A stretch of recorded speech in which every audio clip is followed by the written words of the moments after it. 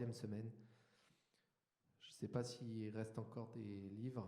Si vous voulez acheter un livre, vous pouvez voir avec Pauline ou envoyer un mail si vous voulez acheter le livre de 40 jours de prière. Et voilà. Donc maintenant, je vais laisser la place à Sébrine qui va nous parler de ce sujet.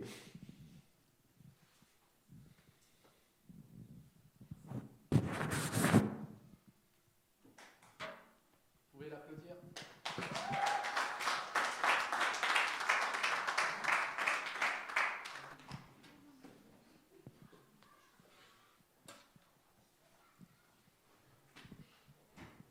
Oula, ça fait plaisir de vous voir en présentiel et ça fait plaisir de vous voir en distanciel.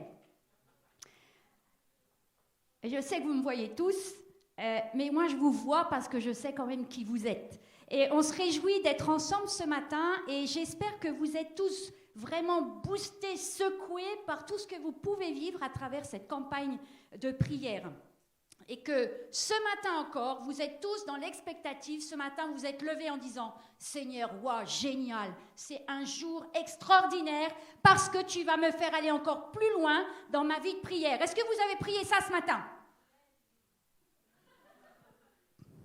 Vous avez prié ça ce matin à la maison? Figurez-vous qu'il y a quelques mois de cela, j'ai reçu un appel téléphonique. Et quand le téléphone a sonné, il y avait écrit dessus « numéro inconnu ». Et j'ai une super copine qui, quand elle m'appelle, régulièrement d'ailleurs, il y a écrit « numéro inconnu ». Du coup, j'ai décroché, j'ai même pas attendu qu'elle parle. J'ai dit « Hey, salut la copine, comment tu vas ?» Et là, je fus complètement confuse parce qu'en fait, au téléphone, il y avait un de mes supérieurs hiérarchiques de la circonscription et effectivement, c'était pas très approprié comme bienvenue. En fait, en réalité, quelque part, ce que nous avons comme relation avec une personne va conditionner notre manière de lui parler. Vous êtes d'accord avec ça? Pour le coup, ce n'est pas du tout comme ça que je parle à mes supérieurs hiérarchiques, bien évidemment. Et notre capacité quelque part à connaître l'autre va faire que on va savoir comment lui parler, comment s'adresser à lui, et c'est la même chose dans l'autre sens. Et le thème de ce matin, c'est à qui croyons-nous parler? Et ce que je viens de raconter sur cet échange téléphonique, c'est la même chose avec Dieu. Et on l'a vu dans ce petit clip. Il n'y a rien qui n'influence davantage notre vie que notre façon de voir Dieu. Et en fait, il y a des gens, je ne sais pas si vous avez fait partie de ces gens, si vous en faites partie encore, mais il y a des gens qui, quelque part, ont une idée tout à fait fausse au sujet de Dieu. Par exemple, ils vont penser que Dieu, c'est un Dieu qui est grincheux, grognon, fâché, qui est tout le temps contrarié, que ce n'est pas possible de lui plaire. Ou alors encore que Dieu, c'est comme un tigre qui est juste prêt à bondir quand on a fait quelque chose qui n'est pas bien. Là, il y a un silence.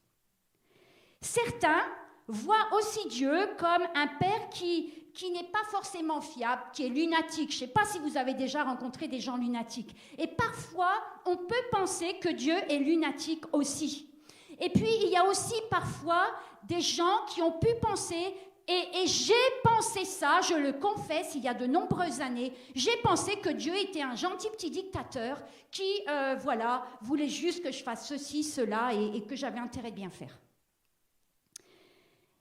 Mais il y en a aussi qui prennent Dieu comme de la pâte à modeler. Je ne sais pas si vous avez déjà fait de la pâte à modeler. On fait ce qu'on veut avec de la pâte à modeler. Et du coup, on s'imagine que Dieu, on peut en faire ce qu'on veut. On peut faire de lui ce qu'on veut. Et en fait, ce n'est pas du tout comme ça. Moi, j'aime à penser ce qu'est Dieu. Et vous savez ce qui est le plus important? Ce n'est pas ce que vous pensez que Dieu est, c'est ce qu'il est véritablement. Et c'est ça qui est juste central. Et il y a quelqu'un qui a dit, ce qui nous vient à l'esprit lorsque nous réfléchissons au sujet de Dieu est la chose la plus importante à notre sujet, parce que cela affecte tout le reste de notre vie. Alors comment il est ce Dieu réellement? On le sait, vous l'avez certainement déjà entendu, Dieu est omniscient, ça veut dire qu'il sait tout. Dieu, il est omnipotent, il est tout puissant, il est omniprésent, ce qui veut dire qu'il peut être partout en même temps. Ça me sidère. Et Dieu est aussi saint, il est juste et il est fidèle. Mais ce matin, et nous l'avons vu dans ce petit clip, nous allons nous concentrer sur la bonté de notre Dieu, parce que la bonté de notre Dieu, c'est ce qui fait la base de la prière. Et parfois, les gens se demandent pourquoi il y a le mal dans le monde. Je pense que vous avez déjà entendu cette question. Vous savez, Dieu, il nous a laissé un libre arbitre. Il nous a laissé le choix de faire le mal ou de faire le bien. Et il faut reconnaître que bien souvent, nous choisissons de faire le mal plutôt que de faire le bien. Et le plus difficile à expliquer parfois, c'est juste la présence du bien dans ce monde. Alors que quand on regarde le monde, on voit que c'est bien souvent la loi du plus fort qui domine. Mais vous savez pourquoi il y a le bien dans le monde? Parce que Dieu est bon. Parce que Dieu est bon. Et malgré tout, sa bonté demeure pour tous ceux qui choisissent de la manifester parce qu'ils désirent le rencontrer et le connaître. Dans le mot « good » en anglais, qui veut dire « bon », vous retrouvez le mot « God », qui veut dire « Dieu ». Et la bonté de Dieu, elle est vraiment au centre du cœur de Dieu. Elle est en son centre. Et ce matin, on va regarder 4 choses qui montrent que Dieu est bon et ce que ça va impliquer finalement dans notre vie et ce qui va pouvoir changer dans notre vie de prière. Alors la première chose, c'est que puisque Dieu est toujours bon, les plans de Dieu pour notre vie, ils seront toujours bons. Est-ce que vous pensez qu'il y a quelque chose que Dieu ne puisse pas faire? J'étais sûre que vous alliez dire non. Moi, je vous dis oui. Parce que Dieu ne peut pas se nier lui-même. Il ne peut pas se montrer mauvais. Il ne peut pas faire le mal et il ne peut te faire du mal. Les plans de Dieu pour ma vie, pour ta vie, seront toujours bons. On va lire ce texte de Jérémie 29, versets 11 à 12, où Dieu parle. En effet, moi je connais les projets que je forme pour vous, déclare l'Éternel, projets de paix et non de malheur, afin de vous donner un avenir et de l'espérance. Alors vous m'appellerez et vous partirez, vous me prierez et je vous exaucerai. Vous savez, la première chose que nous révèlent ces versets, c'est qu'aucun d'entre nous n'est un accident. Donc si tu penses ce matin que tu es un accident, oublie, tu n'es pas un accident. Dieu a voulu que tu sois. Dieu a voulu que tu existes. Mais le but de Dieu, en fait, n'a pas été seulement de nous donner la vie. Il aurait pu que se contenter seulement de nous donner la vie. Mais il a associé au fait de nous donner la vie, de mettre associé à cela un plan et un bon plan. Et ce qui est visible dans ce passage de Jérémie, c'est que les plans de Dieu, ce ne sont pas des plans ultra secrets, impossibles à détecter, à moins qu'on soit un 007. C'est pas ça. Alors vous m'appellerez et vous partirez, vous me prierez et je vous exaucerai. Le plan de Dieu, il est révélé et se réalise à travers la prière. Et plus nous prions, et plus nous comprendrons le plan de Dieu pour notre vie. Et c'est exactement ce que nous dit Jérémie. Dieu dit: tout ce que j'entreprends dans ta vie est bon. Je n'ai pas de mauvais plan pour toi. Aucun de mes plans ne peut te faire souffrir. Alors peut-être que tout comme moi, à un certain moment de ma vie, tu as dit: pourquoi Dieu s'est vengé sur moi? Non, Dieu ne se venge jamais. C'est un mensonge que de le croire. Et il a dit que tout ce qui allait arriver, Dieu n'a pas du tout dit que tout ce qui allait arriver dans notre vie serait bon. Mais il a dit: j'ai de bons plans pour toi. Et il y a plein de choses sur cette terre qui sont brisées. Notre corps est brisé. Parfois, il ne fonctionne pas toujours comme on voudrait. Et ceux qui sont les plus âgés pourraient le confirmer. Il y a des trucs qui nous agacent quand on prend de l'âge, parce que notre corps, des fois, il ne veut pas suivre. Mais, vous savez quoi? C'est au ciel que tout sera parfait. Sur cette terre, il n'y a rien de parfait. Dieu n'a pas dit que tout serait parfait sur cette terre, mais tout sera parfait dans le ciel. Et c'est le plus important, c'est d'entendre que Dieu nous dit que même au milieu de toute cette déchéance que nous pouvons voir dans ce monde, j'ai un plan pour ta vie.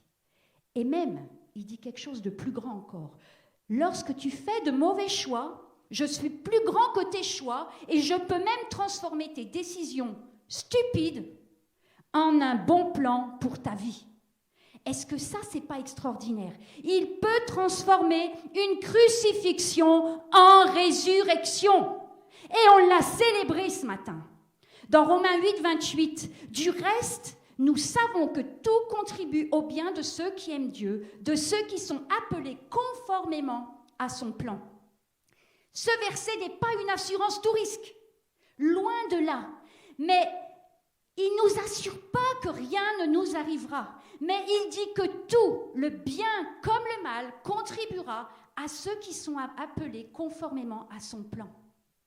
Et Dieu peut aussi utiliser des choses qui semblent n'avoir aucun goût pour en faire quelque chose de bon. Qui a déjà fait un gâteau? Dans le gâteau, vous mettez de la farine. C'est juste pas bon, la farine tout seul. Dans le gâteau, vous mettez parfois de l'huile. C'est juste pas bon, l'huile tout seul. Vous mettez de la levure. C'est juste horrible, le goût de la levure. Et quand vous mettez tout ça ensemble, mamma mia, ça fait un super bon goûter. Et Dieu, il fait ça. Il prend des choses qui sont parfois amères et il en fait de bonnes choses.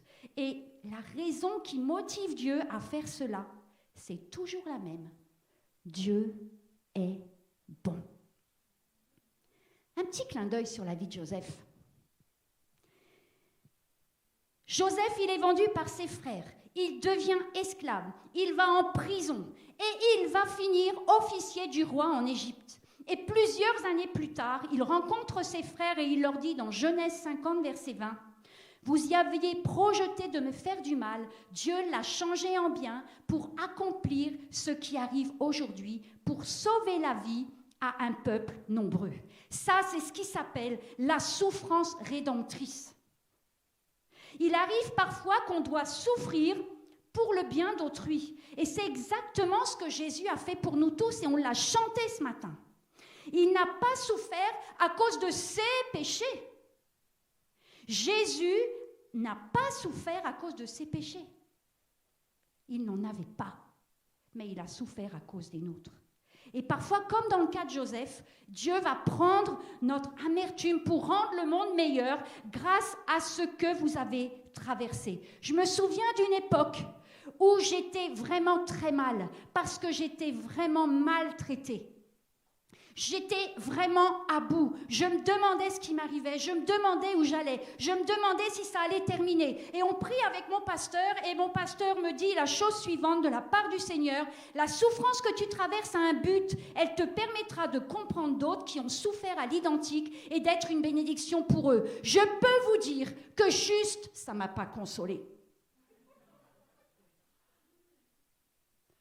Parce qu'il ne mettait pas un terme à ma souffrance.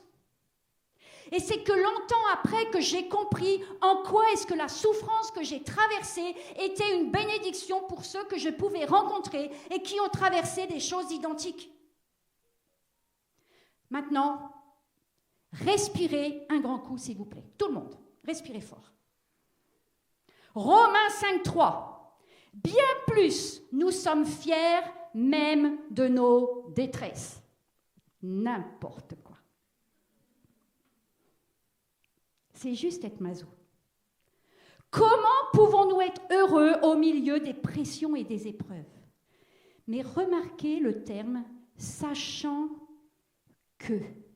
Notre bonheur dans la vie dépend de ce que vous savez et non de ce que vous traversez. Et c'est ce que vous savez, entre parenthèses, de la bonté de Dieu qui va faire une différence.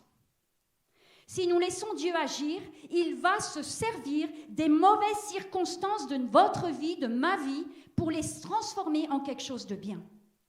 Parce que vous savez quoi? Dieu, il est beaucoup plus intéressé par notre caractère que par notre confort.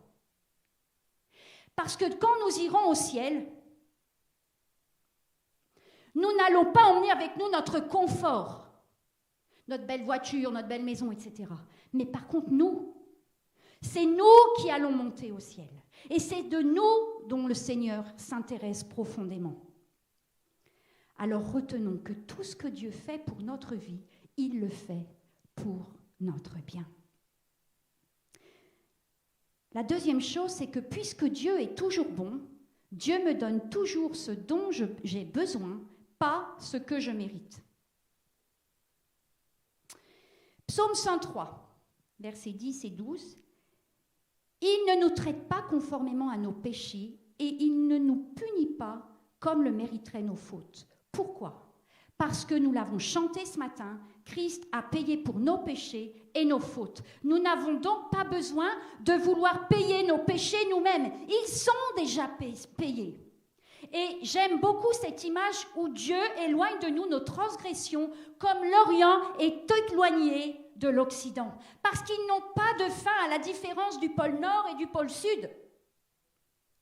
Dieu est bon et il me donne ce dont j'ai besoin et pas ce que je mérite. L'histoire du roi David. David, il fait l'adultère. Et puis, comme si ce n'était pas suffisant, il va y associer le meurtre. Et est-ce que David méritait d'être pardonné? J'ai envie de dire non. Est-ce qu'il méritait la miséricorde? Bien sûr que non.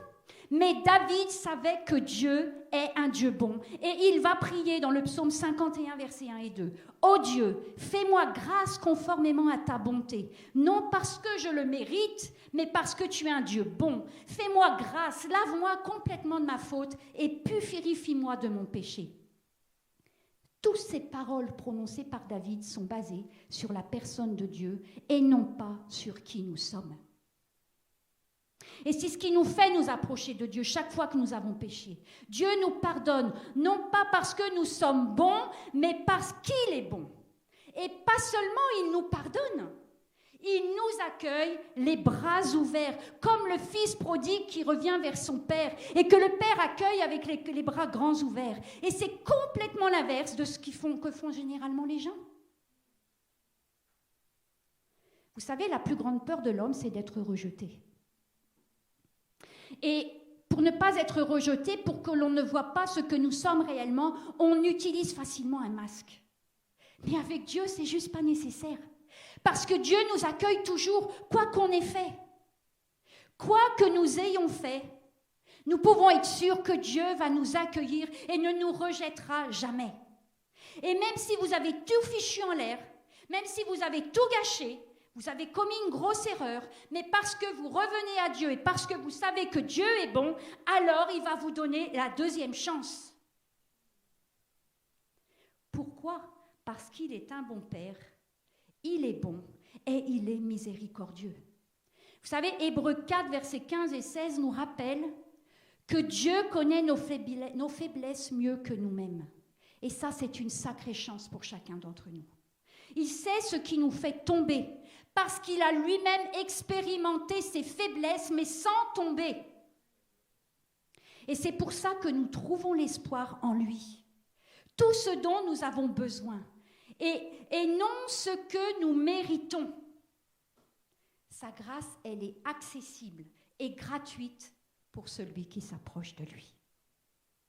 Sa grâce. Ce mot, c'est le mot le plus extraordinaire qui soit. Nous bénéficions de sa grâce. La troisième chose que nous voulions voir par rapport à cette bonté de Dieu, comme Dieu est toujours bon, il fait passer mes intérêts avant les siens. Dieu fait passer mes intérêts avant les siens. Et ça, c'est la bonne nouvelle de l'Évangile. Un roi qui se sacrifie lui-même. Vous savez ce qu'il y a comme différence entre la Bible et un conte de fées? Dans les contes de fées, tout le monde meurt pour le roi. Mais dans la Bible, le roi meurt pour ses gens. Dieu est mort pour nous. Jésus est mort sur la croix pour nous. Et c'est ça qui fait notre foi différente de toutes les autres histoires du monde. Dieu, il dit qu'on a péché. C'était la réalité. Nous avons péché et nous méritions tout simplement un châtiment. Nous méritions d'aller en enfer. Mais comme il est bon et comme il nous aime, tout en étant un Dieu saint et juste, quelqu'un doit payer pour nos péchés. Et c'est Jésus qui a payé pour nos péchés. C'était l'arrangement. Dieu le fera, il paiera pour nos péchés. Alors Jésus est venu sur terre. Et nous savons tout ce qu'il a accompli. Et c'était l'expression ultime de l'amour, le berger qui meurt pour ses brebis. Et on a tout cela qui est écrit dans Jean 10, versets 14 et 15. C'est exactement ce que Jésus dit dans ce passage. Jésus donne sa vie pour ses brebis. Il fait passer mes intérêts avant les siens. Mais vous savez ce qui est juste incroyable? C'est que non seulement Jésus va donner sa vie, non seulement il paye pour nos péchés, mais il prend tout ce qu'il y avait de mauvais et il le remplace par de bonnes choses. C'est un échange. C'est comme une transfusion sanguine. Qui n'a pas expérimenté dans sa vie, lorsqu'il est venu à Jésus, lorsqu'il a demandé pardon, lorsqu'il a été pardonné, lorsqu'il a été restauré, que tout ce qui est mauvais est parti et extraordinairement, les bonnes choses sont arrivées. Vous êtes devenu une bonne personne, capable de manifester la bonté, alors que vous étiez juste incapable de la manifester auparavant. 2 Corinthiens chapitre 5, verset 21. En effet, celui qui n'a pas connu le péché, il l'a fait devenir péché pour nous, afin qu'en lui nous devenions justice de Dieu. Jésus a pris tout le mal, l'horreur et la médiocrité de ce monde pour que nous devenions des êtres bons et justes, comme Dieu l'est. Ce matin, quand on prenait la Sainte Seine, j'avais comme cette pensée de la souffrance de Jésus. C'était une souffrance qui était bien plus grande que le simple fait qu'il a été fouetté, qu'il a été cloué. C'était la souffrance de tous les péchés de l'humanité qu'il prenait sur lui. Et c'est ce qui était le plus douloureux. Qui n'a pas souffert du péché dans sa vie? Je n'ai jamais vu un péché donner quelque chose de bon. Peut-être sauf au moment de l'instant T. Mais la seconde qui suit, c'est la souffrance qui vient. Romains 4, 25. Lui qui a été donné à cause de nos fautes et qui est ressuscité à cause de notre justification. Aux yeux de Dieu, il n'y a plus de péché dans notre vie. Même ceux de demain n'existent plus. Ce que tu feras demain n'existe déjà plus, parce qu'il les a déjà payés. Alors c'est quoi le rapport avec la prière? Ce que Dieu a fait à la croix, c'est ce qui rend la prière possible. Tout est concentré dans cet amour ultime qui a été manifesté à la croix. Et c'est pour ça que la prière, elle est possible, qu'elle est efficace pour ma vie, pour ta vie, pour notre vie, pour nos projets, pour notre Église, pour notre avenir, pour nos familles. Regardez la logique du verset 32 de Romains 8. Lui qui n'a pas épargné son propre Fils, mais l'a donné pour nous tous, comment ne nous donnerait-il pas aussi tout avec lui? Quand Jésus est mort sur la croix, il a résolu notre plus grand problème. Et je peux vous dire que tous les autres problèmes ne sont rien à côté de celui qui l'a payé sur la croix. Alors vous pouvez tout lui demander. Il n'y a rien qui soit impossible pour lui. Parce qu'il a payé à la croix pour que nous ne soyons pas destinés à la mort, mais à la vie. Quatrième manifestation de la bonté de Dieu. Puisque Dieu est toujours bon, il ne dit pas oui à toutes mes requêtes. J'aurais dû vous faire respirer encore une fois. Puisque Dieu est toujours bon, il ne dit pas oui à toutes mes requêtes, à mon grand désespoir parfois. Vous savez, dans la Bible, il n'y a rien qui dit que tout ce que nous allons demander, nous l'obtiendrons. Et si c'était vrai, on le saurait, n'est-ce pas? Dieu ne dit pas oui à chaque requête de nos prières.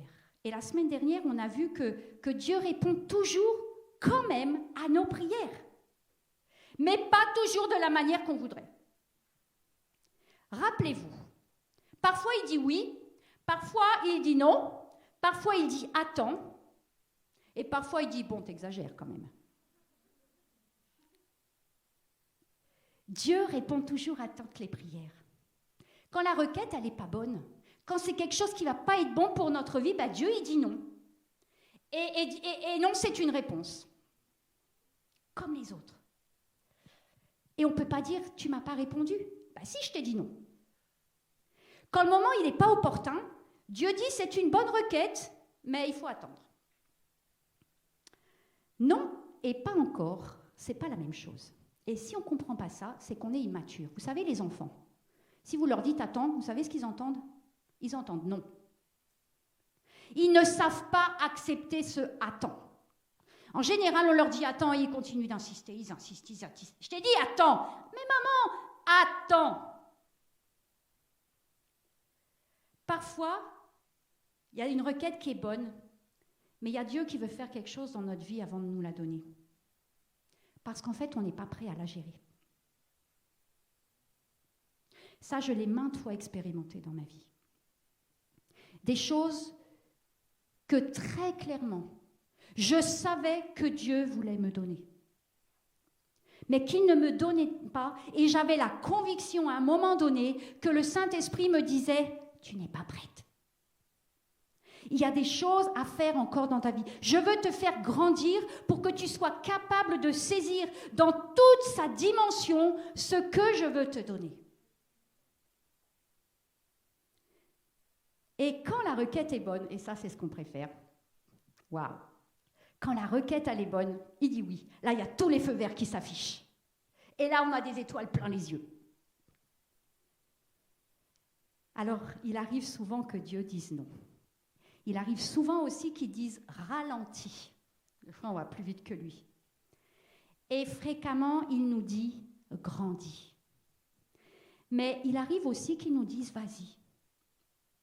Parce qu'il est aussi capable de nous donner quelque chose instantanément, quand c'est le temps. Luc 11, versets 11 à 13. Quel père parmi vous donnera une pierre à son fils s'il lui demande du pain? Ou bien s'il demande un poisson, lui donnera-t-il un serpent au lieu d'un poisson? Ou bien s'il lui demande un œuf, lui donnera-t-il un scorpion? Si donc, mauvais comme vous l'êtes, vous savez donner de bonnes choses à vos enfants, le Père Céleste, qui est un bon Père, donnera d'autant plus volontiers le Saint-Esprit à ceux qui le lui demandent. Et ici, ce que Dieu veut souligner, c'est qu'il ne vous donnera jamais rien qui puisse vous laisser, vous blesser ou être néfaste pour vous. C'est zéro. C'est juste pas possible. C'est même pas, ça effleure même pas l'esprit du Dieu de nous donner quelque chose qui nous ferait du mal, qui ne serait pas bon pour nous.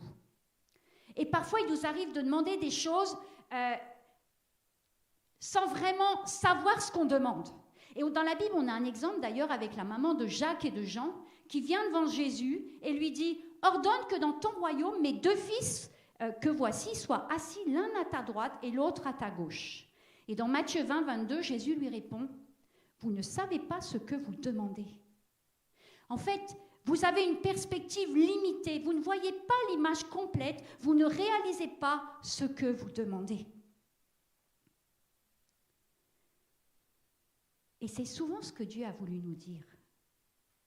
Et quand Dieu nous dit non, nous devrions tous être capables de dire « Très bien, j'ai davantage confiance en un bon père qu'en mon propre jugement, parce que je pense que cela pourrait être bon pour moi, mais Seigneur, tu as une vision d'ensemble et tu peux voir ce que la vie me réserve.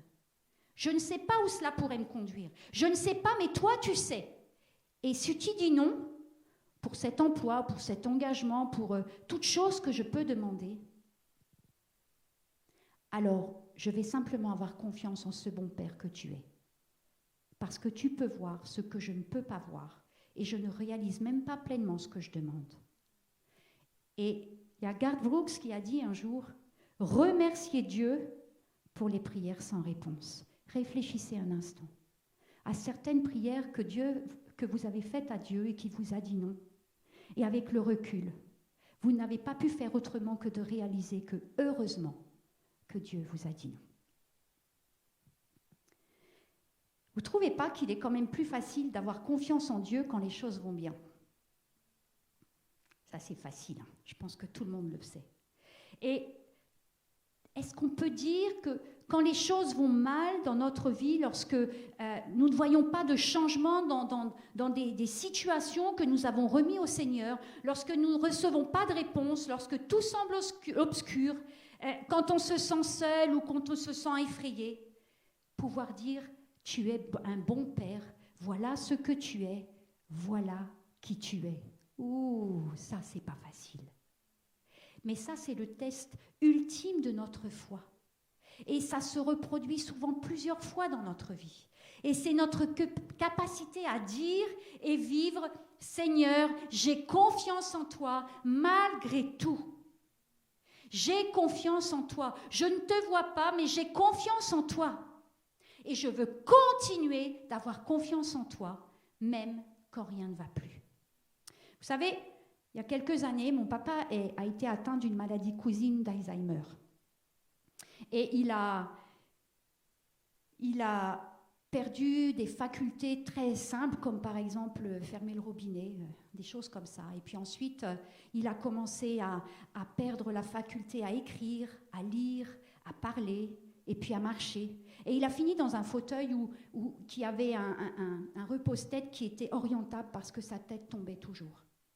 J'ai prié pendant longtemps, pendant toutes les années de sa maladie, pour que Dieu le guérisse. Parfois même, j'ai prié que, comme tous ceux qui ont Alzheimer, vous savez, qui oublient le monde qui les entoure, mais qui en fait sont dans un monde où ils sont heureux quand même.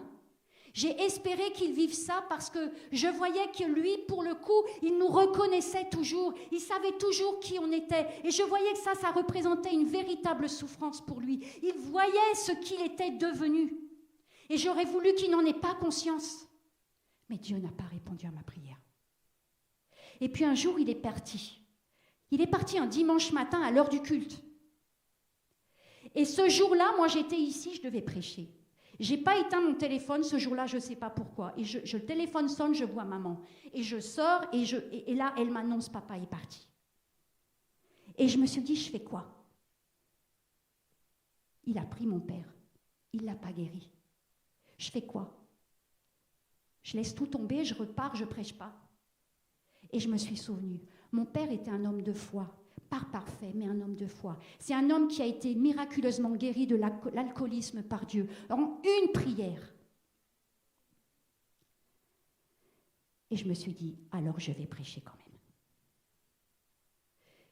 Dieu n'avait pas répondu à mes prières. Est-il bon quand même? Oui, Dieu est bon. Dieu est quand même bon. Et à travers tout ce que nous traversons douloureux, à travers toutes ces questions qui restent encore sans réponse, la menace est toujours la même, c'est de remettre la bonté de Dieu en cause, de la remettre en question. Mais chaque fois qu'elle vient, chaque fois qu'elle essaie de m'envahir pour me convaincre du contraire, je veux dire et je veux proclamer, Dieu est bon. Et on a plein d'exemples. On a un couple d'amis pour qui nous avons prié, en tout cas nous avons prié pour leur petite fille qui avait un cancer du genou. Ils étaient chrétiens, engagés, ils prêchaient, ils avaient fait le collège biblique. Leur petite fille est partie à l'âge de 10 ans. Et on a prié. Est-ce que Dieu n'est pas bon quand même? Oui, Dieu est bon. Et cette petite a été un véritable témoignage pendant toute la durée de sa maladie. C'était juste extraordinaire. Et ce qu'elle a été un témoignage aussi pour des gens qui n'avaient pas la foi.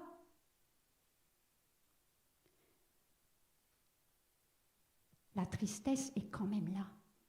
Les parents, 2 ans après, sont encore affectés par la perte de leur fille. Et chaque jour, ils continuent de dire « Dieu est bon ». Et quand ils sont en désespoir, alors que parfois la tristesse veut les accabler parce qu'un souvenir arrive, une photo qui vient, une mémoire de quelque chose qu'elle a fait. Et là, il faut dire encore et encore « Dieu est bon ». Et on a l'exemple de Job qui a tout perdu aussi. Et qu'est-ce qu'il dit? L'Éternel a donné, l'Éternel a repris. Que le nom de l'Éternel soit béni. Dieu est un bon Père, même si je perds tout. Ça me fait juste frémir. Alors que je suis là sur l'estrade et que je le dis, je me dis, Seigneur, j'espère ne jamais avoir à traverser des choses similaires. Mais pendant que je suis là, je veux continuer de m'enraciner dans ton amour, dans ta bonté, parce que je veux être capable, en toutes circonstances, de continuer de dire « Dieu, tu es bon ».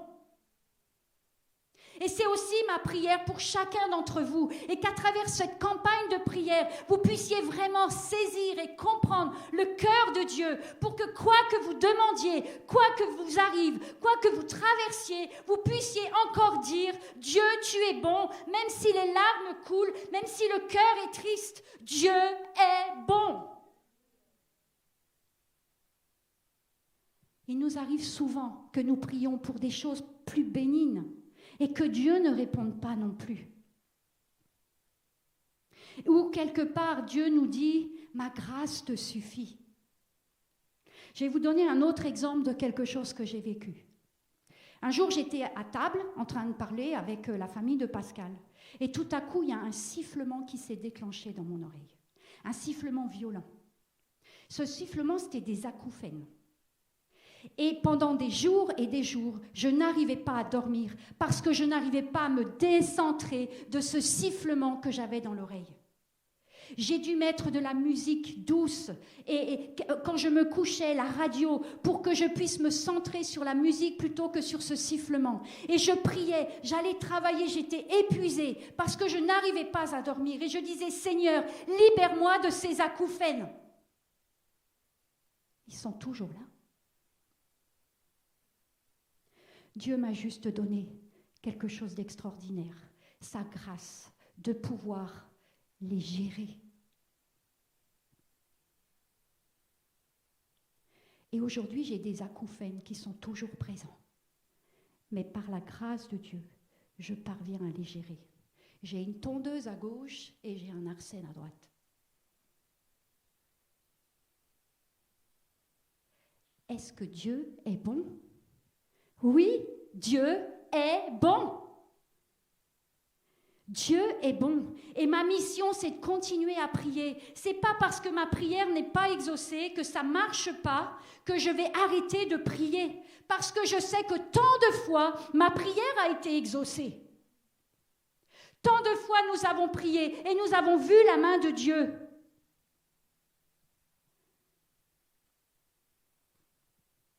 Est-ce que ça veut dire que Dieu n'en a rien à faire de notre souffrance? Bien sûr que non.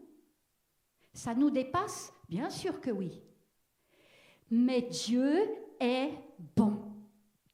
Ma mission, elle est de continuer à prier, de continuer à croire que Dieu va me répondre parce que je sais que tout ce qu'il fait et permet pour ma vie, il l'utilisera pour mon bien. Et je dois accepter les non, je dois accepter les ralentis, je dois accepter les grandis. Et j'accepte volontiers les vas-y. Et tout ça, même si je souffre. Quand Dieu ne nous enlève pas tout de suite une douleur que nous subissons, comme ça a été le cas pour moi, c'est vrai que quelque part le Seigneur nous dit « Ma grâce te suffit ». Et il l'a dit à Paul en son temps. Tu peux supporter un peu de souffrance dans ta vie. Tu peux supporter un peu de douleur. Vous savez, je crois que je peux dire que j'ai quand même beaucoup souffert dans ma vie. Pas forcément des souffrances physiques, mais presque tout ce que j'ai appris dans la vie, je l'ai appris à travers la souffrance. Tout ce que je suis devenue, tout ce qui a fait de moi quelqu'un de plus stable, de plus sûr, de plus enraciné en Dieu, c'est à travers la souffrance que je l'ai découvert. Et Dieu veut que nous grandissions. Ce ne sont pas les succès qui m'ont fait grandir. Ce ne sont pas les réussites qui m'ont fait grandir. Ce sont les moments difficiles. C'est ma manière de les gérer. C'est ma manière d'accepter la bonté de Dieu à travers ces moments-là. C'est ma manière d'avoir été en mesure de dire, même s'il y a eu des temps où ça a été difficile, de dire, Dieu, tu es bon, tu sais ce que tu fais, tu sais où tu m'emmènes, tu sais pourquoi ça. Et aussi une question centrale que j'ai appris à me poser à chaque fois que je suis dans des moments difficiles. Seigneur, qu'est-ce que tu veux m'apprendre? Qu'est-ce que tu veux me montrer? Où veux-tu m'emmener? Qu'est-ce que tu veux me faire dépasser? Qu'est-ce que tu veux prendre? Ésaïe 55, versets 8 et 9 à 9. En effet, vos pensées ne sont pas mes pensées et mes voix ne sont pas mes voix, déclare l'Éternel. Le ciel est bien plus haut que la terre. De même, mes voix sont bien au-dessus de vos voix et mes pensées bien au-dessus de vos pensées. Oh, qu'est-ce qui m'a agacé ce verset.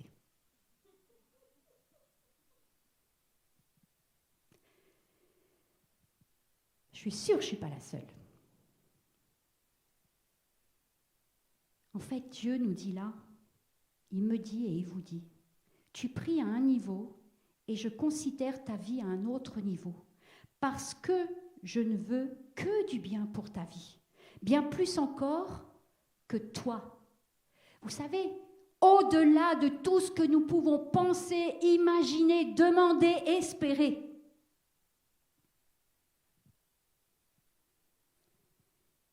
et je veux lui faire confiance. Et aujourd'hui, je veux lui faire confiance. Et je peux vous dire que là, je m'auto-prêche. C'est top. Et pour conclure, parce que Dieu est toujours bon, il m'invite à vivre avec lui pour toujours. Waouh! Dieu veut nous montrer sa bonté, pas seulement pendant que nous sommes sur cette terre, mais aussi pour toujours, pour l'éternité, à jamais. Dieu, parce qu'il est bon, désire ardemment que nous vivions avec lui pour toujours. Qui veut vivre avec le Seigneur pour toujours? Amen. Toutes les mains ne se sont pas levées, il faut continuer de prier ardemment. Le pasteur qui nous regarde, vous avez des ouailles qu'il faut... voilà, hein? Je ferme la parenthèse. 2 Thessaloniciens 2, versets 16-17. Que notre Seigneur Jésus-Christ lui-même et Dieu notre Père, qui nous a aimés et qui nous a donné par sa grâce, par sa bonté, une consolation éternelle et une bonne espérance. Quel que soit ce que nous traversons, notre souffrance, notre douleur, elle ne va pas durer éternellement. Parce que dans le ciel, il n'y aura plus de souffrance, il n'y aura plus de douleur, il n'y aura plus de larmes.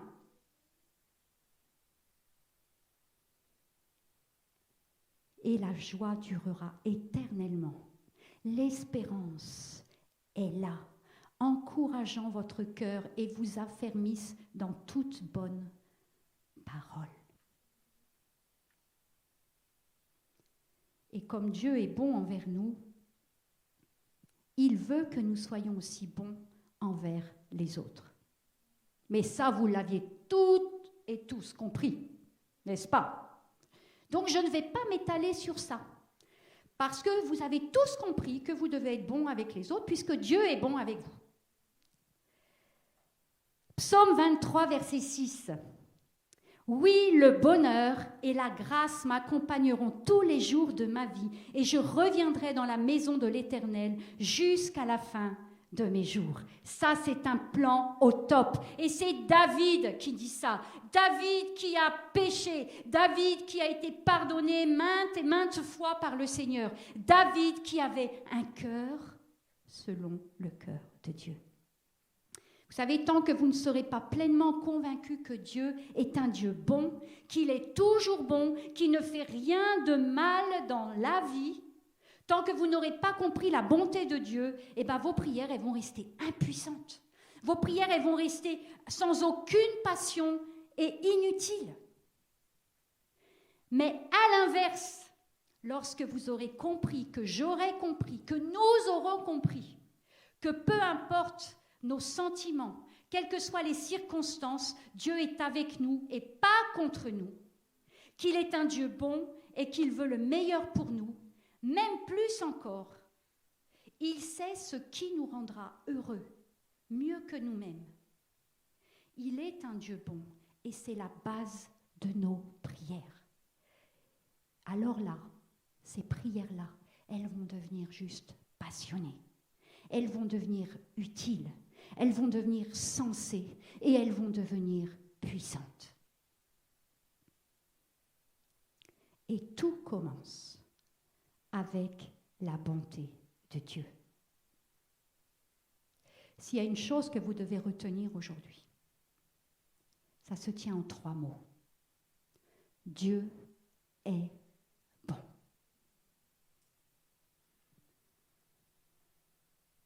Et pendant cette campagne, j'aimerais vraiment que chacun d'entre nous, chacun d'entre vous, puisse vraiment découvrir la manifestation de la puissance de Dieu dans votre vie, dans la vie de ceux qui vous sont proches, dans l'Église, parce que vous avez expérimenté, parce que vous êtes imprégné, imbibé du fait que Dieu est bon. Vous savez, il y a peu de choses qui effraient le diable. Peu de choses qui vous concernent, qui l'effraient. Mais il y a une chose qui l'effraie par-dessus tout. Ce sont vos prières. Ça l'effraie au plus haut point. Et je peux vous assurer que cette campagne de 40 jours de prière, juste, ça le fait trembler. Parce qu'il sait qu'à chaque fois que Dieu veut faire quelque chose de bien, de réellement bon dans notre vie, dans notre famille, dans notre emploi, dans notre entourage, dans notre église ou dans notre pays, il commence toujours par nous motiver à prier. Et ça fait trembler le diable. Et Dieu veut nous amener à vraiment être dans cette certitude qu'il a un cœur qui est si bon que le meilleur nous est destiné. Psaume 119, 37. Détourne les yeux de ce qui est sans valeur, fais-moi vivre ta voix. Nous avons besoin, avec l'aide du Saint-Esprit, de savoir, de comprendre ce qui est sans valeur. Parce qu'il y a moult choses qui sont sans valeur dans notre vie et dont nous ne sommes pas conscients. Détourne les yeux de ce qui est sans valeur et fais-moi vivre ta voix. Cette douce voix du Saint-Esprit qui me parle, qui me conduit, qui me dirige, qui m'encourage, qui m'enseigne, qui me console, qui me guide. Lamentation 5, verset 21. Fais-nous revenir vers toi, Éternel, et nous reviendrons. Donne-nous encore des jours pareils à ceux du passé. Et ça, c'est notre prière. La prière de l'Église pour chacun d'entre nous. Seigneur, ravive mon cœur, ranime notre famille spirituelle. Viens te manifester au milieu de notre monde. Père, tu es un bon Père. Et je sais qu'ici, il y a des gens, peut-être qui souffrent, d'autres peut-être qui ont souffert. Mais je voudrais vous dire, Dieu est un bon Père. Et on a tous et tous reçu, fait des prières qui n'ont pas eu de réponse. Mais Dieu est bon. Nous sommes toutes et tous peut-être encore dans l'attente de choses que nous avons demandées depuis longtemps. Garde confiance parce que Dieu est bon. Le plan de Dieu pour notre vie, il est toujours bon. Et nous devons nous rappeler que Dieu nous donne toujours ce dont nous avons besoin et non ce que nous méritons. Et nous voulons le prier. Seigneur, rappelle-nous. Et je veux le prier, et vous pouvez le prier aussi. Rappelle-nous, rappelle-moi, Seigneur, que tout ce dont nous avons besoin, tu vas nous le donner. Et tu ne regardes pas ce que nous méritons.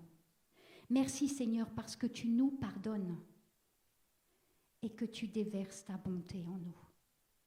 Et ça, c'est certainement le plus grand miracle, de vivre la bonté du Seigneur en nous, qui se manifeste autour de nous. Merci Seigneur, et je veux savoir, et je veux être convaincue que tu es un Dieu qui ne se fâche jamais après moi. Mais au contraire, tu nous aimes profondément, tu te préoccupes de ce qui est bon pour moi. Merci, parce que ce qui est central dans ma prière, c'est justement ce que tu as fait à la croix, ce que tu as manifesté à la croix, ce que tu as porté à la croix. Merci parce que tu es mort pour moi, alors que je méritais la mort.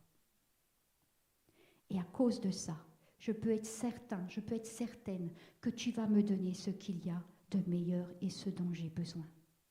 Et Seigneur, même si je ne comprends pas toujours, je veux te dire merci, parce que tu sais tout. Et merci que tu ne réponds pas toujours non plus à mes prières favorablement, parce que tu sais que parfois ce que je demande ne va pas être bon pour moi, ou parce que tu connais l'avenir de ce que je demande. Seigneur, merci parce que ce n'est pas tant que tu veux nous rendre une vie facile, mais tu veux nous rendre meilleurs, tu veux nous faire grandir. Seigneur, je veux dire encore ce matin, tes pensées ne sont pas mes pensées. Et tes intentions sont bien plus grandes en bénédiction que tout ce que je peux imaginer. Merci d'être ce Père si bon, ce Père si intentionnel. Si intentionnel. S'il y a une chose que tu dois savoir, c'est que Dieu est un Dieu bon et qui est intentionnellement bon à ton égard. Il t'a voulu, tu n'es pas un hasard et il a des plans parfaits pour ta vie. Au-delà de tout ce que tu peux penser, au-delà de tout ce que tu peux imaginer. Et pour finir, Seigneur, je voudrais te remettre tout ce que je ne comprends pas. Tout ce qui est arrivé et que pour laquelle je n'ai pas eu d'explication. Tout ce que je ne comprends pas aujourd'hui. Je veux arrêter de me battre à essayer de comprendre. Et je veux dire en face de cette incompréhension, Dieu, tu es bon. Et je veux proclamer de la part du Seigneur cette phrase unique, Dieu est bon pour toi. Amen. Alors nous allons finir avec un chant et je veux vraiment vous bénir de la part du Seigneur, vous souhaiter une bonne semaine. J'espère que vous avez été bénis, que vous allez continuer cette semaine avec vos Connect Group, d'aller un peu plus loin encore avec tout ce que vous avez entendu. Et je suis convaincue que vous allez être juste impressionnés de ce que Dieu va faire dans votre vie. Amen. Est-ce qu'on peut faire une ovation au Seigneur ?